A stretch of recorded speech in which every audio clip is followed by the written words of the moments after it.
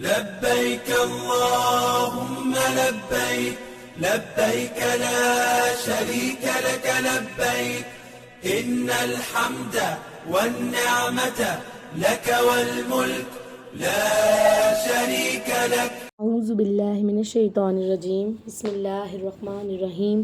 رب اشرح لی صدری ویسر لی امری واحلل عقدۃ من لسانی یفقہوا قولی. السلام علیکم ورحمۃ اللہ وبرکاتہ. اللہ رب العزت ہم سب کو بہترین ایمانی حالات میں رکھے. اللہ تعالیٰ ہم سب کو اپنے کام کا بندہ بنا لے. جیسے ابراہیم کو چنا، اللہ تعالیٰ ہمیں بھی اپنے دین اور اس کے کاموں کے لیے چن لے. آمین ثم آمین. اللہ رب العزت قرآن پاک میں فرماتے ہیں، اور لوگوں پر اللہ تعالیٰ کا حق یہ ہے جو کوئی اس گھر تک پہنچنے کی استطاعت رکھتا ہو تو وہ اس کا حج کرے، اور جو اس کا انکار کر دے گا تو اللہ تعالیٰ جہان والوں سے بے نیاز ہے. الحمدللہ حج ایک ایسی عبادت ہے جو صاحب استطاعت پر فرض ہے. حج ایک ایسی عبادت ہے جو زندگی میں ایک بار فرض ہے، لیکن اگر استطاعت کے باوجود کوئی حج نہیں کرتا اور وہ انکار کرتا ہے اس بات سے تو اللہ تعالیٰ تو جہان والوں سے بے نیاز ہے. حج کی اہمیت ہماری زندگی میں بہت زیادہ ہے، لیکن حج ہونا کیسا چاہیے؟ بہت پاک صاف. حج ایک ایسی عبادت ہے جو انسان کے گناہوں کو مٹا دیتا ہے، اس کو پاک صاف کر دیتا ہے، لیکن اس کے کرنے کے کچھ تقاضے ہیں. جیسے بخاری مسلم کی ایک روایت ہے، اور جو شخص حج کرتا ہے اور اس نے نہ کوئی گناہ کیا نہ کوئی چھیوانی کام کیا، اور وہ اپنے گناہوں سے ایسے نکل جاتا ہے جیسے پیدائش کے دن، یعنی کہ بچے جیسے پیدا ہوتا ہے اور وہ گناہوں سے پاک ہوتا ہے. تو حج کے اندر اگر ہم کوئی گناہ کی بات نہ کریں، کوئی شہوانی بات نہ کریں، کسی سے لڑائی جھگڑا نہ کریں، کسی کو برا بلا نہ کہیں، کوئی نیگیٹو تھاٹ نہ لائیں، تو حج تب قبول ہوتا ہے. اور پھر اللہ تعالیٰ انسان کے گناہوں کو ایسے جھاڑ دیتے ہیں جیسے وہ آج کے دن ہی پیدا ہوا ہو. اسی طرح حضرت ابو ہریرہ سے روایت ہے، رسول اللہ صلی اللہ علیہ وسلم سے پوچھا گیا کون سا عمل سب سے زیادہ افضل ہے؟ رسول اللہ صلی اللہ علیہ وسلم نے فرمایا، اللہ اور اس کے رسول پر ایمان لانا. عرض کیا گیا اس کے بعد کون سا عمل؟ تو آپ صلی اللہ علیہ وسلم نے فرمایا، اللہ کے راستے میں جہاد کرنا. دوبارہ سے پوچھا گیا کہ اے رسول اللہ اس کے بعد کون سا عمل؟ تو رسول اللہ صلی اللہ علیہ وسلم نے فرمایا، حج مبرور. حج مبرور دراصل ہے کیا؟ یہ وہ حج ہے جس میں نہ انسان گناہ کرے اور نیکیوں سے بھرپور حج ہو. حج پہ بھی بہت سے لوگ ایسے جاتے ہیں اور وہاں جا کے لڑائی جھگڑا، صبر نہیں کرتے، برداشت نہیں کرتے، کسی کی بات کو سنتے نہیں ہیں اور ایک دوسرے کو دھکا دے رہے ہوتے ہیں، آگے نکلنے کی ایک کوشش جاری ہوتی ہے. تو آپ اللہ تعالیٰ کے گھر جائیں، اللہ کی محبت میں جائیں، اور اس کے باوجود انسان کا رویہ اس طرح سے ہو، تکبر لیے، اریٹیٹ ہوئے صبر نہ کرتا ہو، غصہ کرتا ہو، تو ایسے حج کا کوئی فائدہ نہیں ہے. اسی طرح حضرت ابو ہریرہ سے ہی روایت ہے، رسول اللہ صلی اللہ علیہ وسلم نے فرمایا، بخاری مسلم کی روایت ہے کہ ایک عمرہ دوسرے عمرے کے درمیانی گناہوں کا کفارہ ہے، اور حج مبرور کا بدلہ جنت کے علاوہ کچھ اور ہو ہی نہیں سکتا. تو اللہ تعالیٰ سے دعا ہے کہ اللہ تعالیٰ ہمیں جب بھی حج نصیب فرمائے وہ حج مبرور ہو، جو شہوانیت سے، جو برائیوں سے، جو گناہوں سے پاک ہو، نیکیوں سے بھرا حج ہو انشاءاللہ، جس میں صبر ہو، استقامت ہو، عبادت ہو، برداشت ہو، اللہ تعالیٰ کی محبت میں خالص ہو جائے ہم، تو انشاءاللہ ایسا حج کرنے کا ہی فائدہ ہے. اسی طرح ہمیں ایک اور روایت ملتی ہے، حضرت ابو ہریرہ فرماتے ہیں کہ رسول اللہ صلی اللہ علیہ وسلم نے فرمایا، اللہ تعالیٰ کے نزدیک سب سے افضل عمل ایسا ایمان ہے جس میں کوئی شک نہ ہو، اور ایسا جہاد ہے جس میں غنیمت کے مال سے خیانت نہ کی گئی ہو، اور ایسا حج ہے کہ جس میں کوئی گناہ نہ ہو.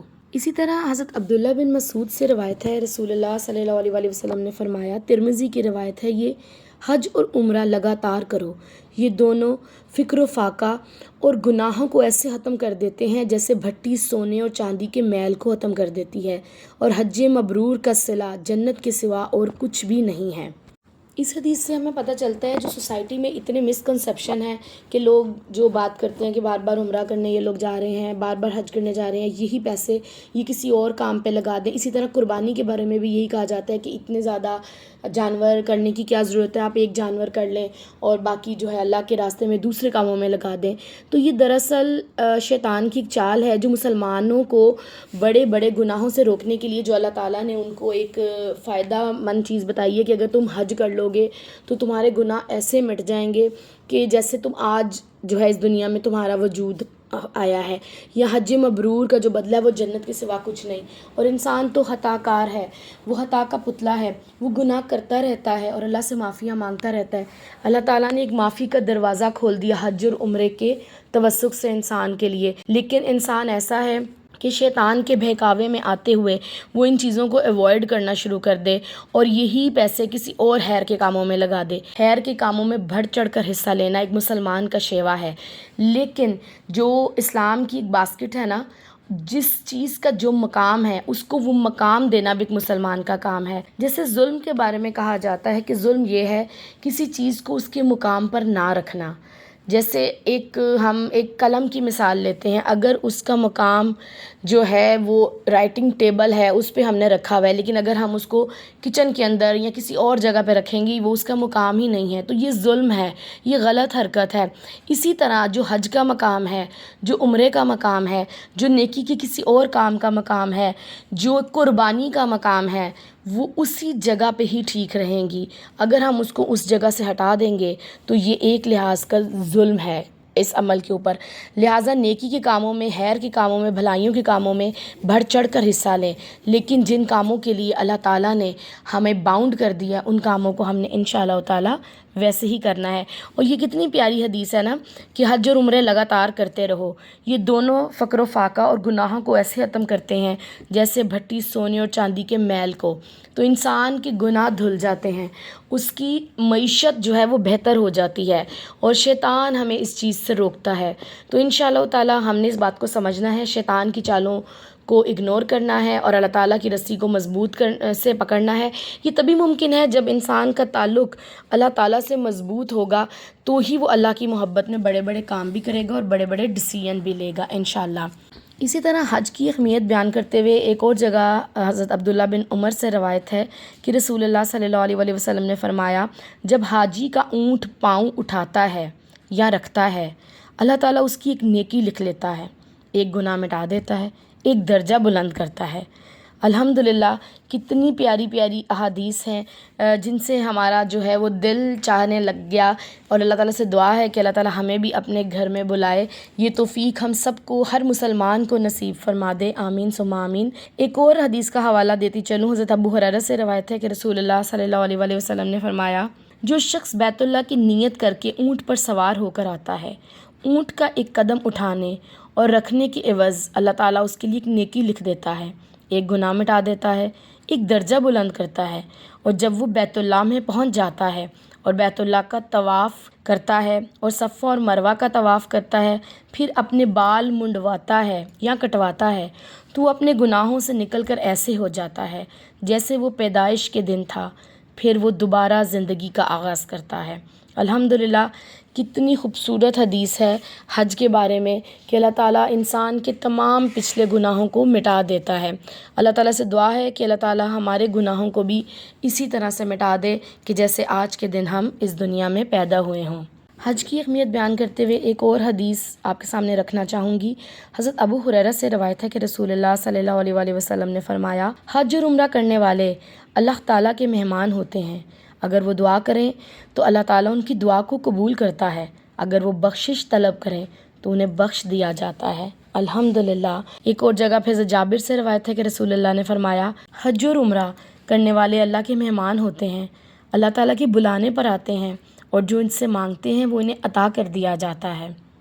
اللہ تعالیٰ سے دعا ہے کہ اللہ تعالیٰ ہمیں اپنے گھر کا حج جو ہے نصیب فرمائے. اللہ تعالیٰ ہمیں صفا و مروہ کی سعی نصیب فرمائے، اپنے گھر کا طواف نصیب فرمائے.